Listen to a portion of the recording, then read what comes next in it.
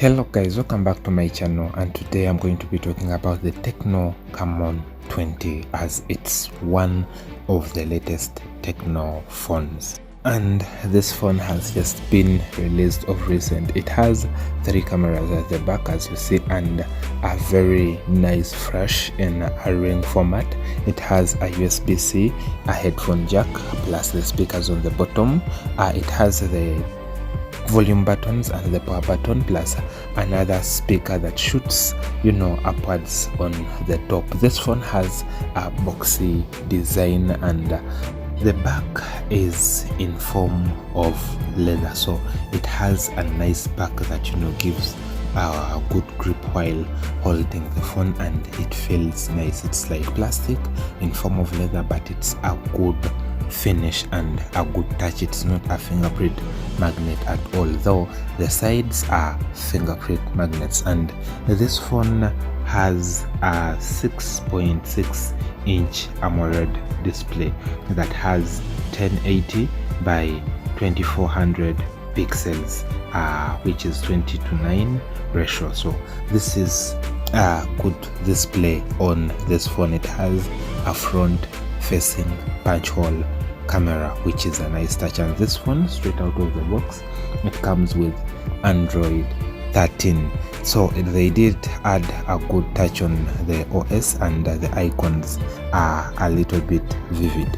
So if I come here and I show you, this is a Camon 20, which is a CK6 and comes with Android 13 plus 32 MP camera, plus also 64 MP back camera. It comes with 8 GB RAM and 256 GB storage straight out of the box. It has 5000 mAh battery, which is a good touch on this phone. So it's quite a well built phone, and on top of that, it having 8 GB RAM, you can partition some of the storage to be used as RAM, so it can go up to 16 GB RAM, which is quite huge. 16 GB RAM on a phone, and on top of that you get 256 GB storage. As you see here, you can also add RAM. I can add 3 GB, 5 GB or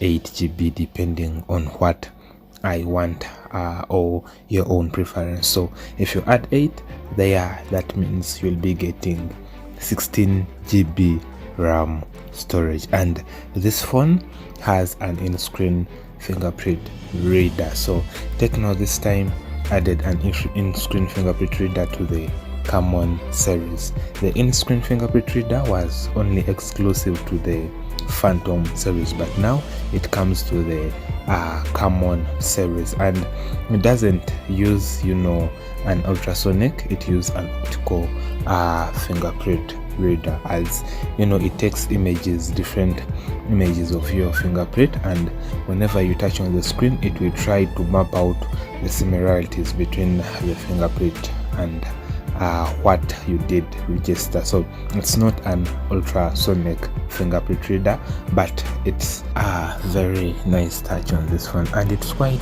responsive. It's very responsive, and the unlock speeds are quite usable. So the in-screen fingerprint scanner is quite nice, that's what I may say. And if I come on the cameras, it has 3 cameras at the back and a very nice flash, which is very bright. So the 3 cameras, you get the standard and the zoom, where it zooms up to 10x.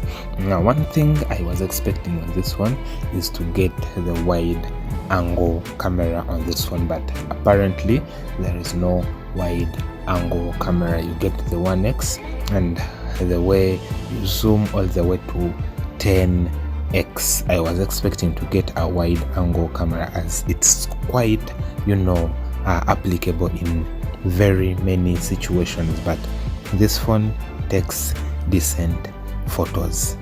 Straight out of the box, it takes decent photos, and you'll be able to get much of the details in the photos you take. Though one downside, after taking a photo, there is some heavy processing done to the photo, and sometimes you end up losing some quality for the photo. It doesn't give that natural look, mostly, for example, like Google Pixel or an iPhone or a Samsung, but you will get the details of the photo you're intending to take.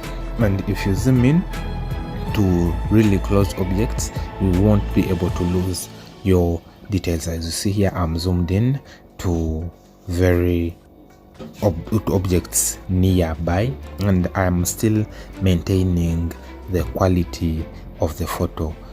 So if you're to zoom in, you won't be able to lose the quality of the photo. This one gives decent photos, and mostly I love the screen of this one as it's quite bright and gives very nice colors.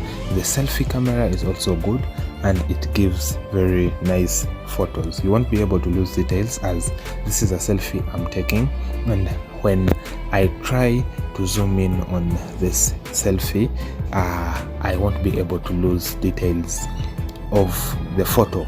So it's quite usable. It's not up there, but it's quite usable. And this phone is in the price range of the budget smartphone, as this phone goes for $170, which is quite cheap, if I may say.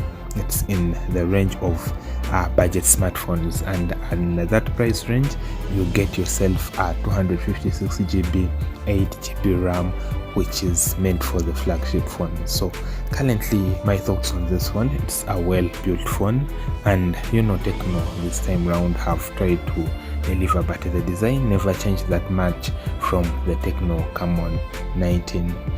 So this one is a very nice piece. So for Tecno fans, this will be a phone to look out for. Anyway guys, thanks for watching. See you on the next one.